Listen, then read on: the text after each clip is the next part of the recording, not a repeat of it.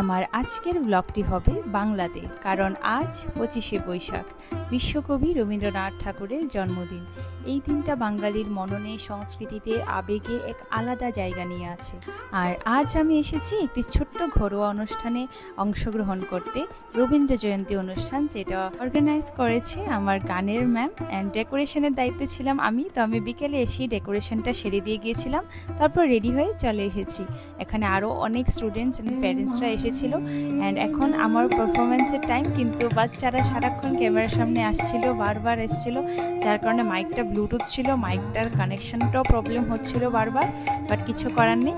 আজকের এই দিনে বিভিন্ন জায়গাতে গিয়ে অনুষ্ঠান করা, কবিগুরুর গান গাওয়া, এটা এক উৎসব, যেন এক অনুভূতি। আজকের দিনটা কবিগুরুর প্রতি আমার ছোট্ট শ্রদ্ধার্ঘ্য। তো যাই হোক, আমার গান সকলেরই খুব ভালো লেগেছে, সবাই খুব প্রশংসা করেছে, আর এর থেকে বড় পাওনা আর কি হতে পারে।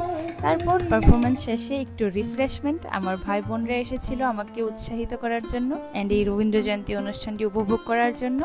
তারপর অনুষ্ঠান শেষে বাড়িতে চলে আসলাম। বাস এতটুকুই আজকের দিন। আপনাদের কেমন কাটলো 25শে বৈশাখ কমেন্টে নিশ্চয়ই জানাবেন। Bye bye.